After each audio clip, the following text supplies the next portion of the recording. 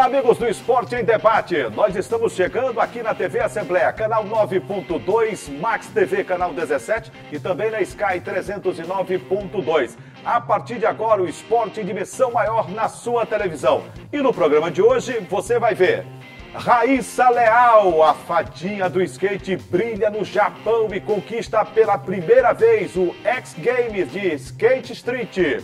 Você vai ver também no programa de hoje mais uma vitória do Sampaio Corrêa Basquete. As meninas da Bolívia querida derrotam o Catanduva fora de casa e se reabilitam na LBF, a Liga de Basquetebol Feminino. No futebol, um final de semana glorioso para o futebol maranhense. O Sampaio Corrêa na Série B bate o Brusque de Santa Catarina e conquista a primeira vitória na segunda divisão. Pela Série D, o Motoclube conquista a vitória diante de 4 de julho de Piripiri e marca sua reabilitação no Brasileirão da Série D. Jogando fora de casa em Belém do Pará, o Juventude do técnico Zé Augusto alcança a primeira vitória, com destaque para Gotinha, autor de 3 gols na vitória do Juventude Samas em terras paraenses. Tudo isso e muito mais na edição de hoje do Esporte em Debate, que já está no ar. E começamos o Esporte em Debate levantando a bola, falando do esporte da bola laranja. É que o Sampaio Corrêa Basquete conquistou mais uma vitória na competição. Desta feita, a reabilitação, já que o time tricolor havia perdido na rodada anterior do basquetebol para o SESI Araraquara. Desta feita, as meninas do Maranhão do Sampaio Corrêa Basquete foram com tudo para a quadra e fizeram mais uma vítima na competição. Venceram a equipe do Catanduva, jogando fora de casa pelo placar de 91-78. Uma vitória exponencial da equipe maranhense, que é seríssima candidata à conquista do tricampeonato da LBF, da Liga de Basquetebol Feminino. A equipe tem mostrado muito entrosamento e a derrota para a equipe do SES não abalou de maneira nenhuma, já que SESI Araraquara e Sampaio Corrêa são os grandes favoritos neste ano a conquista da LBF, da Liga de Basquetebol Feminino. Jogo muito equilibrado, a derrota por 2 pontos, 1/6 foi a grande diferença entre Sampaio Corrêa e SESI Araraquara. Jogando nesse final de semana contra a equipe do Catanduva, a equipe maranhense foi bem postada dentro de quadra, com uma velocidade na transição e aproveitando bem as jogadas pelas alas de quadra, o Sampaio Corrêa conquistou uma vitória que me pareceu em 2 quartos pelo menos, no primeiro, no segundo, no terceiro um pouco mais de dificuldade no quarto, tranquila pelo primeiro tempo, né? Os 2 primeiros quartos da partida realizada pela equipe boliviana. De modo que a vitória de 91-78 traduz com fidelidade a apresentação das maranhenses, que estão com tudo e não dão prosa a ninguém. Agora vamos falar de Copa Interbairro Futebol 7, que tem sendo trabalhado pelo Valdemir Rosa, o Dadá, através da Federação de Futebol 7 do Estado do Maranhão. Modalidade que vem crescendo a cada dia no esporte maranhense e nordestino. A Copa Interbairros foi uma das grandes novidades do calendário do Futebol 7 neste ano de 2022. Destaque para o Paredão, para o Juventude, para a equipe do Fórum, que fizeram belas campanhas a partir da categoria Sub-9, que foi realizada na Copa Interbairros. Nós conversamos com o presidente da Federação de Futebol 7, Valdemir Rosa, que fala sobre esse trabalho de divisões de base, movimentando diversas categorias, Sub-9, Sub-11, Sub-13, essas categorias têm sido trabalhadas com muito afinco pelo Futebol 7 aqui no estado do Maranhão. E o Valdemir Rosa fala sobre esse trabalho e a Copa Interbairros e os resultados produzidos neste ano de 2022. Olá, meus amigos, Juraci Filho e Gregório Dantas, saudações aí a vocês aí nos estúdios do Esporte em Debate. E hoje o programa tá com tudo, hein? Aproveito já para falar sobre Futebol 7, essa modalidade aí que vem sempre surpreendendo a gente com um calendário recheado de atividades aqui em todo o Maranhão. Aproveito para falar com o grande Valdemir Rosa, o Dadá, conhecido como Dadá, que é o presidente da Federação Maranhense de Futebol 7. Dadá, como é que... Começa já falando sobre a Copa Interbairros aí. Como é que foi esse encontro, esse evento? Foi um verdadeiro sucesso, né? A terceira Copa Interbairros de Futebol 7, contou com 3 categorias. Tivemos mais de 300 atletas inscritos na competição, 24 equipes, mais de 96 gols, né? Então uma média muito boa de gols para 3 categorias. Agora, Dadá, a programação aí para o ano? A gente sabe que o Futebol 7 aí, ele vem promovendo aí grandes competições. Como é que está aí a programação expectativa? Graças a Deus, a modalidade de Futebol 7 a cada ano vem crescendo mais. A gente não para de ter competições. A competição o ano todo, eu acredito que é uma das federações que mais fazem competição, é a Federação Maranhense de Futebol 7.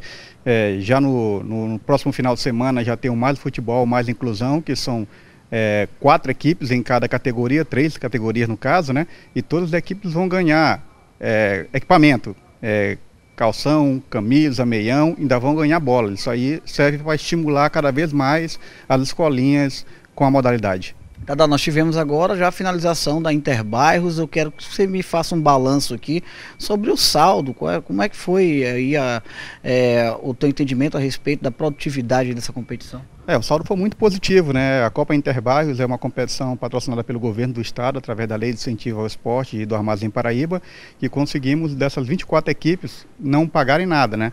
Elas ganham camisa, calção e meião, e a premiação são bolas, 15 bolas para campeões, 10 por vice, então a gente consegue também estruturar as escolinhas para cada vez ficar mais forte para disputar as competições. Eu volto com vocês aí no estúdio, meu amigo Juraci Filho e Gregório Dantas. Além do Valdemir Rosa, que tem feito um grande trabalho na Federação de Futebol 7, a reportagem do Esporte em Debate ouviu alguns dos destaques da competição. A Copa Interbairro, que produziu bons resultados, significativos resultados que marcaram mais o evento do Futebol 7 em nosso estado. Perfeitamente, Juraci Filho, Gregório Dantas. Já estou aqui ao lado do Lucas Martins, que ganhou inclusive aí o título de melhor técnico da competição Interbairros de Futebol 7. Primeiro, bora falar sobre essa conquista, Lucas. Quero parabenizar aí toda a equipe, né, porque eles se comprometeram muito com o trabalho e conseguimos as conquistas individuais, né? Eu consegui a conquista de melhor treinador, mas também conseguimos a conquista do melhor goleiro, né, Caio, e consagramos também campeão da competição, sub-13. Como é que é esse trabalho, Lucas? A gente sabe que é uma garotada nova, né? Aí no caso aí foi a turma do sub-13. Como é que é esse contato direto? Como é que é ver a motivação também nos olhos dessa garotada, que a gente sabe que muita gente sonha até em se profissionalizar em relação ao futebol? O dia a dia de treino no nosso projeto vai muito levar também à escola, né? Alguns estudam pela manhã, outros pela tarde. A gente tenta improvisar alguns treinos aos finais de semana, aos sábados, aos domingos, para que eles possam estar presentes, né? Porque querem, porque têm um sonho de um dia se tornar jogador de futebol, né? E as competições incentivam eles a acreditar nesse sonho, né? Porque a gente passa a semana trabalhando e eles querem também ali ter um momento especial, né? Um momento de ter uma comemoração, de mostrar na TV ou mesmo no site que fez um gol, que homenagear a mãe, o pai. Isso não tem uma alegria maior, né? A gente fica muito feliz por esse momento que eles passam, né, que eles vivem.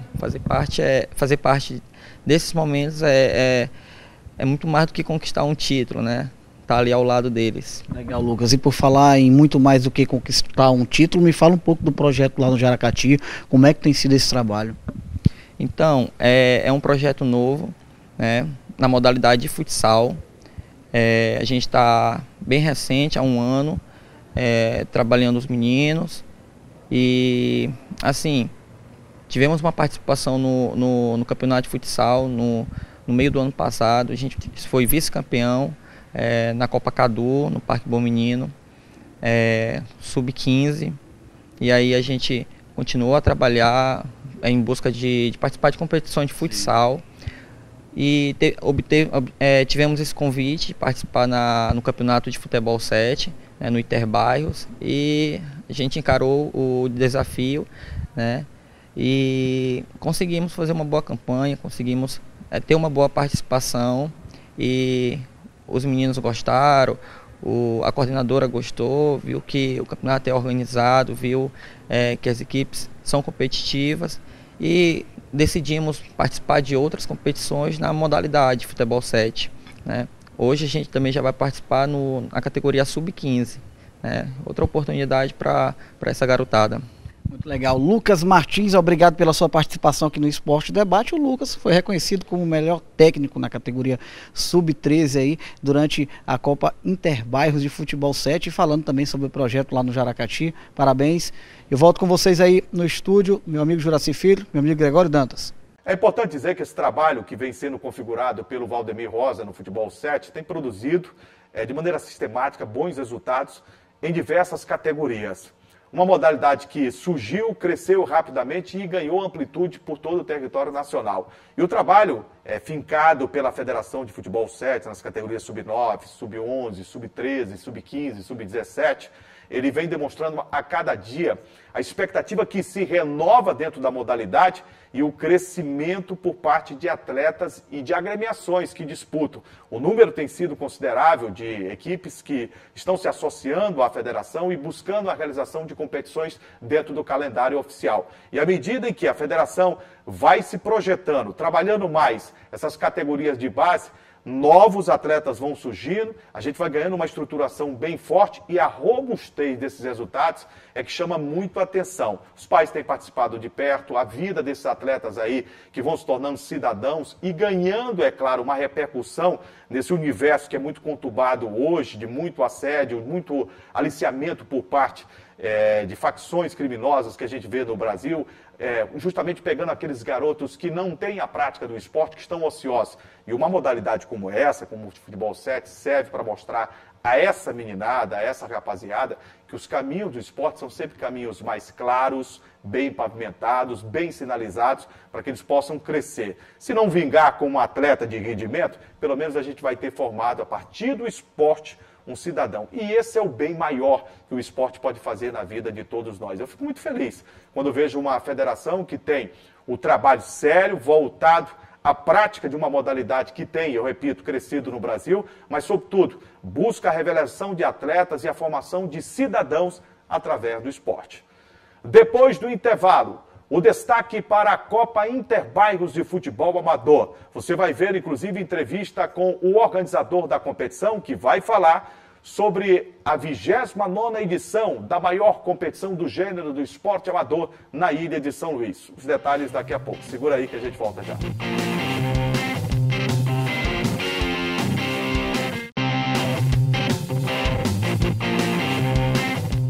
Há quase 30 anos, a cidade de São Luís vê acontecer a Copa Interbairros de Futebol Amador, aglomerando e, é claro, trazendo a oportunidade de aglutinar forças de todo o esporte amador da capital de todos os maranhenses. Trabalho que é feito pelo desportista Ivanilton Melo, Josias Ribeiro também, grandes amantes do esporte amador, que vão de bairro em bairro realizar a prática do esporte amador, revelando atletas que poderiam ser aproveitados pelas nossas principais equipes do futebol maranhense. E olha, a história da Copa Interbairros mostra jogadores como Arlindo Maracanã, campeão brasileiro em 2 oportunidades pelo Sampaio. O Pimentinha, grande astro, ídolo da torcida boliviana, campeão de diversas competições com a camisa do Sampaio Corrêa. Ted Love, que jogou recentemente pelo Motoclube de São Luís. E outros grandes valores que nasceram a partir da onde? Da Copa Interbairros. Considerado pelos desportistas do bairro da ilha de São Luís como a Libertadores do esporte amador da capital maranhense. Você vai ver agora no Esporte Debate um papo bem interessante sobre essa organização. Já está chegando a 30 anos, em 29ª edição da Copa Interbairros de Futebol Amador, que está acontecendo e vai se desenvolvendo na ilha de São Luís com bons jogos e com prenúncio também de grandes revelações para o esporte maranhense nessa temporada de 2022. Veja. Olá, Gregório Dantas, Juraci Filho, eu estou de volta e desta vez para falar sobre futebol amador. Quem não gosta de assistir aquela partida no bairro, torcer pelo time da rua, pelos colegas, pelos vizinhos de bairro, né? Pois é, está acontecendo a 29ª Copa Interbairros de Futebol Amador e para falar sobre este assunto, a gente trouxe o Ivanilton, que é o presidente da Associação dos Clubes de Futebol Amador. Então, Ivanilton, domingo agora, 24, teve repescagem, próximo domingo tem o mata-mata. Como é que está a competição? Exatamente. Nós iniciamos em março com 60 clubes de 52 bairros de São Luís e foi a fase classificatória e ficaram 19 os primeiros colocados para esperar 13 que vão se juntar esses 19 para fazer 32. Então, domingo, que passou ontem, foram os jogos da repescagem. 13 times se juntaram aos 19 e no dia 1º, que é o próximo domingo, aí sim começa o mata-mata, em jogos de ida. Dia 1º a ida e dia 8 a volta, com 32 times. Agora, assim, a competição está acontecendo. Tudo indica que a final deve acontecer mais ou menos quando? Ó, nós temos um calendário a cumprir, porque nós temos 2 competições no ano. É a Copa Interbase, que é a competição mãe, que é a Libertadores do Futebol Amador, e no segundo semestre a Copa dos Campeões, que é só os campeões e vice dessa competição que participam. Então a gente tem a previsão do último domingo de julho para dar o encerramento desta Copa Interbairros. Agora eu te perguntando, a competição ela é em toda a capital, em vários bairros acontecendo, em várias localidades, em vários locais. Tem competição de futebol amador? Sim, a Copa Interbairros, o nome está dizendo, Interbairros, e não é só o bairro, também a região metropolitana, Passo do Lumiar, Raposa e Ribamar. Times desses municípios todos da região metropolitana disputam a Copa Interbairros, então é uma festa na cidade toda, são 52 bairros que disputam, em todos esses 52 bairros existem os jogos da Copa Interbairros, que leva alegria para as comunidades. Agora, assim, falando em alegria, a galera se empolga mesmo, se prepara, os times se preparam para as competições e tem torcida, né? Sim, claro. Eu costumo dizer nas entrevistas que eu dou que o futebol amador é aquilo que se faz por amor, não é por ignorância ou por incompetência, é por amor. E, em decorrência disso, o amador hoje está dando um banho de público no profissional. Você vê o público deficitário aí do Castelão, de Nilson Santos, com todo respeito às agremiações profissionais. Mas se você for no jogo da Copa Interbairros, em qualquer bairro, eu desafio, se o público não é 3, 4 vezes superior a qualquer jogo aqui do Campeonato Estadual, com exceção de Moto Sampaio. Ivanilton, muito obrigada pela sua participação. A gente conversou com o presidente da Associação dos Clubes de Futebol Amador aqui do estado para falar sobre a 29ª Copa de Interbairros do Futebol Amador. Tem time espalhado por toda a capital, pela região metropolitana. Então, se você é de um bairro e tem um time participando da Copa, agora é só torcer. Eu volto com vocês aí, Gregório e Juraci Filho. Esse trabalho que o Ivanilton faz é um trabalho que merecia o apoio de dirigentes dos nossos clubes de futebol profissional. A Copa Interbairros sempre revela bons nomes para o futebol do estado do Maranhão. A gente pode citar o Arlindo Maracanã, como citei ainda há pouco, Pimentinha, Ted Love, uma gama expressiva de jogadores, e alguns deles que nem têm oportunidade de jogar no Moto, Sampaio, Maranhão, Imperatriz, Cordino, né, Tum-Tum, essas nossas equipes do futebol do estado do Maranhão, e que vão para fora, para outras cidades do Brasil e talvez no exterior. Muitos jogadores saem daqui e rompem fronteiras. Por quê?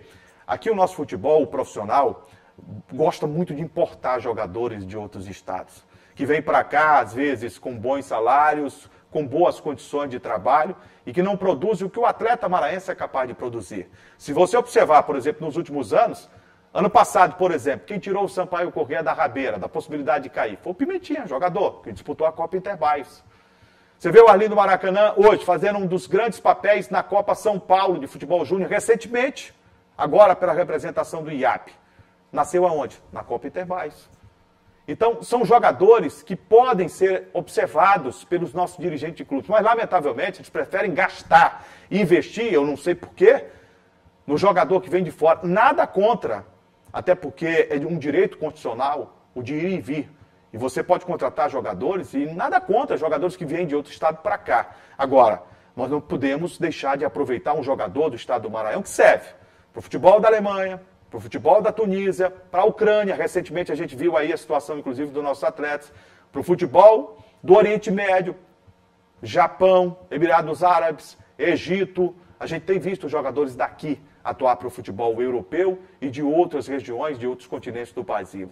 Mas por que não serve aqui para Moto Sampaio, Maranhão, para as nossas equipes da capital e do interior do estado? Está faltando olhar, está faltando ter um pouco de paciência para investir no futebolista da nossa terra. Nessas pérolas que nós temos aqui precisam ser lapidadas pelos nossos clubes de futebol profissional. Enquanto o futebol do estado do Maranhão não privilegiar esse trabalho, por exemplo, que uma Copa Interbairros faz, que muitas cidades do interior investem, que realizam campeonatos como, por exemplo, o Campeonato de Codó, todo mundo sabe que é um campeonato muito concorrido, de várias cidades do interior do estado, que tem um acirramento das suas competições e que às vezes nem quer colocar um time profissional para disputar o Campeonato Maranhense. porque tem o seu próprio campeonato, tem a maneira de trabalhar o futebol. Mas se a gente não observar um estado como esse, que tem 217 municípios, e cada um com a possibilidade de ter um grande valor e que poderia ser trabalhado melhor pelas nossas equipes de futebol profissional, a gente vai conseguir, todos os anos, bater recordes em importação de jogadores, em detrimento do profissional do estado do Maranhão, que é sempre um jogador que se tem menos paciência, que o investimento é bem menor, que o que se gasta no futebol eles têm como prejuízo e não como investimento em atrair esse jogador do interior do estado, do interior da ilha de São Luís para dar uma oportunidade. Eu tenho a certeza que muitos desses jogadores aí que estão jogando no Sampaio, no Moto, que a gente viu no Campeonato Maranhense de Futebol, se bem observado o futebolista da nossa terra, se uma situação de musculação for dada, se uma situação de trabalho psicológico, de odontologia, de salários, inclusive, com condições melhores, para ele ter uma alimentação melhor a partir da sua família, com certeza a gente vai ter um investimento e que vai dar bons resultados. Não imediatamente como muitos clubes querem, fingem que dão apoio aos nossos jogadores. Você precisa dar apoio, mas de verdade. Apoiando esse atleta, coloca para jogar uma partida, não vai bem, tem paciência para esperar mais 1, 2, 3, 4, 5, 6 partidas, porque é da casa. E às vezes você espera um jogador que vem do outro estado jogar 10 partidas para saber que ele não vai servir. E ganhando dinheiro com passagem aérea, com alimentação, com transporte e com hospedagem também. Então por que não investe olhando para um trabalho como a Copa Interbairros faz? Você tem ali um campeonato com um número expressivo de equipes sendo patrocinadas e participando dessas competições. Um número acentuado de atletas. Será que você não consegue ali um meia, um atacante, um lateral, um goleiro, um zagueiro que possa ser trabalhado numa equipe de futebol profissional? Fica esse questionamento que nós sempre fizemos e sempre vamos continuar a fazer. Porque valorizar o futebolista da nossa terra, nós precisamos ter isso na veia, né? Nós precisamos praticar mais.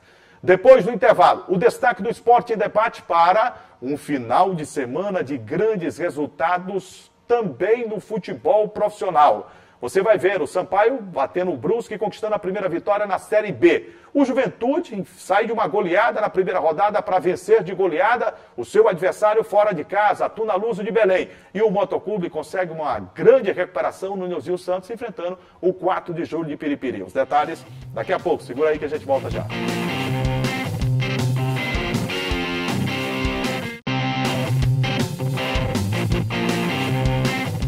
Nós começamos esse bloco rendendo todas as homenagens à fadinha do skate, Raíssa Leal, que brilhou no Japão, no Skate Street. Uma grande participação dela na disputa do X Games 2022. Ela conquistou, subiu no local mais alto do pódio. Parabéns à nossa fadinha de Imperatriz, Raíssa Leal, que mais uma vez, na terra do sol nascente, conquista um grande resultado a nível internacional. Essa garota é um espetáculo. Raíssa Leal, campeã do X Game na modalidade Skate Street. Ela é de Imperatriz, é coisa nossa. Todos nós estamos muito felizes e orgulhosos com a grande participação da Raíssa Leal, a fadinha do skate a nível internacional no X Games. Agora no futebol, Série B do Campeonato Brasileiro, jogando no estádio Castelão no último sábado, o Sampaio Corrêa bateu o Brusque de Santa Catarina pelo placar de 3-0. Gente, foi uma boa partida do Sampaio Corrêa. O técnico Léo Condé, aos poucos, vai fazendo evoluir o time do Sampaio e o trabalho dele na Bolívia querida. Eu vinha falando, inclusive aqui no Esporte Debate, que o Sampaio foi campeão, tricampeão maranhense, foi um campeonato de nível técnico pífio, onde o Sampaio tinha obrigação, porque é um time de camisa, é um time de maior estrutura no futebol do Maranhão, de Série B do Campeonato Brasileiro. Por todos esses atributos, o Sampaio é sempre um dos favoritos e o principal no Campeonato Maranhense de Futebol. O Sampaio conquistou o tricampeonato. 0-0 no tempo normal e 4-3 nos pênaltis diante da equipe do Cordino, um time que valorizou muito a conquista do Sampaio Corrêa. Mas é também verdade, eu e o Gregório Dantas falávamos sempre aqui, que o Sampaio precisava renovar esse time que estava disputando o Campeonato Maranhense, um time que não foi bem na Copa do Nordeste, um time que saiu mais cedo, de forma prematura, na Copa do Brasil. O Sampaio precisava de algumas peças para dar mais robustez a esse projeto de uma Série B, que este ano é a mais difícil da história. E o Sampaio Corrêa conquistou um grande resultado. Destaque para o Rafael Villa, que fez o terceiro gol, um golaço do time do Sampaio de fora da praça. Destaque para o Heron, o Pimentinha no primeiro tempo, que desarrumou com a defesa adversária. E olha, o Sampaio teve 5 peças diferentes para ganhar do Brusque de Santa Catarina pelo placar de 3-0. Mudou consideravelmente. Na lateral esquerda, o Pará, que foi submetido inclusive a uma cirurgia, teve um problema de perfuração do pulmão, gente, no jogo da decisão contra o Cordino. Graças a Deus passa bem, a cirurgia foi bem sucedida e boa recuperação para ele. O Lucas Hipólito jogou na lateral esquerda, fez uma boa apresentação. No miolo de zaga, mexeu o técnico Léo Condé, saiu o Joécio e o Pedro Carguerete teve a oportunidade de jogar. Na proteção à frente da defesa, o Sampaio mudou, o Wesley Dias também saiu para dar lugar a mais um dos jogadores que o técnico Léo Condé vem tendo bastante confiança. No meio, no setor da criação, o Rafael Villa substituiu o Renatinho, foi banco, e lá no ataque ele saca o Poveda e coloca para jogar, né? Pelo lado esquerdo, o Catatal, que marcou sua estreia, jogador que passou pelo Vasco da Gama. Centralizado, o Heron, que voltou a marcar com a camisa boliviana. E o Pimentinha, que destruiu a defesa adversária, inclusive no primeiro tempo da partida. O Sampaio enfrentou um adversário, que não é um adversário qualquer não. Na minha opinião também singela, a equipe do Brusque, campeão catarinense, é melhor do que o time do Tombense, por exemplo, que o Sampaio enfrentou, encontrou dificuldades, não fez uma boa partida e empatou com o Tombense aqui no estádio Castelão. Sampaio venceu porque foi mais efetivo, aproveitou melhor as oportunidades e soube fazer com que o jogo estivesse a seu modelo, a seu feitio. Sampaio Corrêa propôs a partida diante da representação do Brusque de Santa Catarina, uma dificuldade que o time do João Brigatti tinha, era um time reativo, e o Léo Condé vem trabalhando isso. Agora, ainda falta um equilíbrio maior entre os setores do Sampaio. O Sampaio precisa de um balanço maior entre o ataque e o sistema defensivo. Às vezes o time ataca demais e o sistema defensivo acaba batendo cabeça. E outra vez, o Sampaio voltou a tomar gol no finalzinho do jogo. Fernandinho, que era do Sampaio, acabou fazendo o gol que diminuiu o placar, né, 3-1 para a representação do Sampaio frente ao Brusque. 3-1 placar do jogo, 3-0 o Sampaio construiu e tomou no finalzinho do jogo o 3-1, né, o gol do Fernandinho. Houve uma dúvida em relação ao VAR, o VAR foi lá e acabou dirimir a dúvida, ele realmente tinha posição, dava a situação de jogo o Pedro Carguerete e ele acabou, o Fernandinho, fazendo um bonito gol, por sinal, diminuindo o placar para 3-1 do estádio Castelão. Boa vitória, Sampaio se prepara agora para enfrentar o Bahia nesta terça-feira, um adversário mais gabaritado, fora de casa, na Arena Fonte Nova, não é fácil. Sampaio vai pegar um adversário que vem aí de bons resultados no começo dessa Série B, mas aos poucos o time vai ganhando uma estrutura melhor. Tá pronto? Ainda não. Uma vitória, às vezes, mascara algumas falhas e o afã de você conquistar logo um amadurecimento do time, uma intensidade melhor, um esquema tático melhor definido, faz com que algumas pessoas tenham, em alguns momentos, alguns papagaios de pirata, é bem verdade, a ilusão que o time está pronto. Ainda não. É preciso que o Sampaio possa ter um equilíbrio maior entre a força ofensiva e o sistema defensivo. A hora que o Sampaio conseguir equilibrar esses dois setores do campo, o time vai crescer muito nessa Série B do Campeonato Brasileiro. Eu espero, a partir dessas novas peças que estão entrando. Tem mais o Thiago Entes, que está esperando passar, jogou, inclusive, com a camisa boliviana, mas o Mateuzinho está muito bem pelo setor direito, ele vai esperar um pouco mais para vestir a camisa tricolor de uma forma como titular, né? Na Série D do Campeonato Brasileiro, o Motoclube de São Luís jogou no Estádio Municipal Nilson Santos. O Papão ganhou do 4 de julho de Piripiri por 3-0. Destaque para o Dagson, que voltou a marcar, estava bem no primeiro tempo, fez uma besteira incrível no segundo tempo da partida, comecinho do segundo tempo, onde acabou cedendo a uma provocação, acabou revidando, e os dois jogadores, um do 4 de julho, o zagueiro Leandro, e o Dagson, o Dagigol, que fez o gol do time do Moto primeiro no Estádio Municipal Nilson Santos, acabou sendo expulso. Mas o Júlio César Nunes, que vem com muita desconfiança, o torcedor não acreditando no trabalho dele, questionado, e tem que ser questionado e cobrado mesmo, porque o time levou de 3 do Castanhal no início da Série D do Campeonato Brasileiro, ele conseguiu, para esse jogo contra o 4 de julho, fazer alterações interessantes no time do Moto. Colocou o Lucas Hugo para jogar na lateral direita, ele não tem cacoete, mas no aspecto defensivo o Moto lacrou aquele setor. Esse miolo de zaga com Luiz Eduardo e Dedé mostrou mais segurança defensiva. Não gostei muito do goleiro Rodrigo, está precisando mostrar muito mais, vi um jogo apenas, espero que ele possa mostrar, mas me pareceu um tanto quanto que inseguro na partida, e em alguns momentos ele claudicou na saída do gol.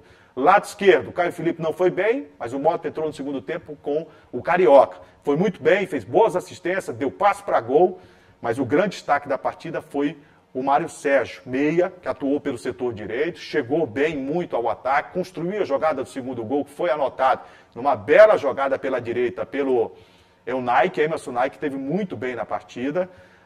No momento que o Moto perdeu, no começo ali do segundo tempo, o Dax esperava que o time perdeu o referencial, o Moto poderia ter algum problema. Muito pelo contrário, ele engana. O Moto cresceu ainda mais porque aí apareceu as mãos do técnico Júlio César, que neste jogo, especificamente, fez boas alterações quando colocou o Camarão no lugar do Hulk, que já estava cansado pelo setor direito, mesmo ele sendo um jogador canhoto.